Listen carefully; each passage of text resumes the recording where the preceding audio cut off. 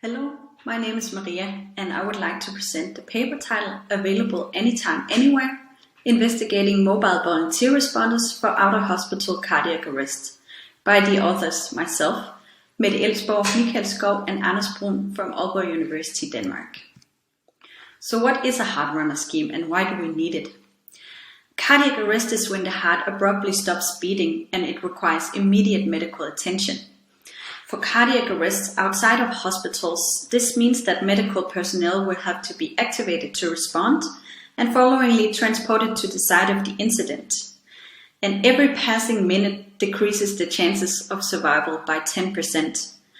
While public defibrillators have been readily available for years in Denmark, statistics show that bystanders are having difficulties recognizing the incident and do not feel adequately equipped to respond to a cardiac arrest. In response to this, volunteer schemes have been organized where volunteers have signed up to be activated via mobile technologies to respond to cardiac arrests if they happen nearby.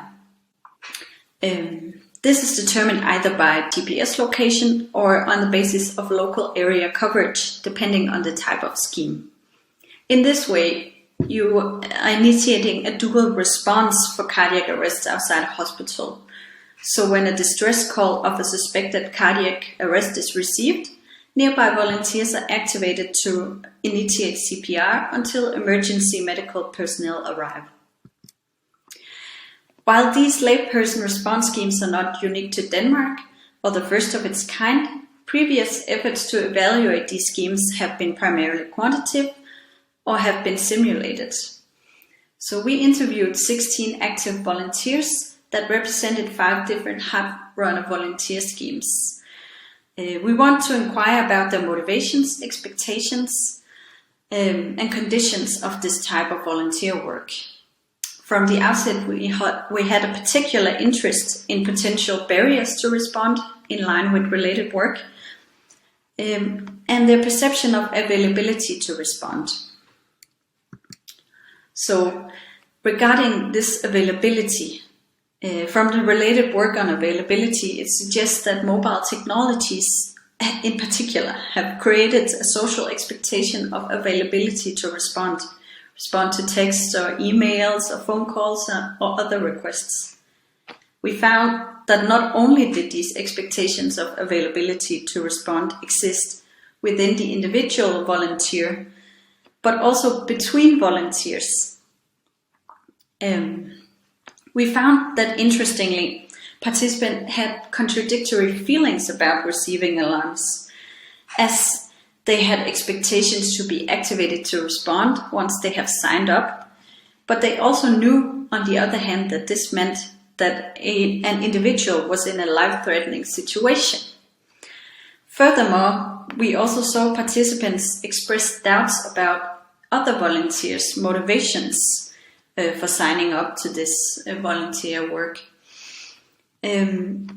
suggesting that some signed up for extrinsic motivations to be perceived as heroes, or even out of morbid curiosity instead of intrinsic motivations for helping others in need.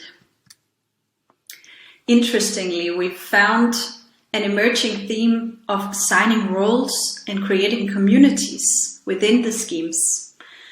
We found that most participants emphasized that the one thing they feared most was being the sole responder to a cardiac arrest, as the many tasks and physical strain was simply too demanding for one person. So some participants expressed that they felt more comfortable with certain tasks, for example, providing psychological first aid or providing CPR. As such, participants assigned roles ad hoc based on their knowledge of other volunteers' strength. However, there was no transparency on these decisions or role assignments between volunteers prior to arriving on site. So, we contribute with empirically grounded understanding of motivations, expectations, and conditions of volunteering in Danish heart runner schemes, also during a pandemic. And we extend the framework of barriers to respond to introduced by Oscan et al., with an additional temporal dimension anytime and extending discussions on spatial aspects anywhere. We also present implications for design in future work in a case where people and technologies are determining factors of good outcomes in a highly time-sensitive settings. Thank you.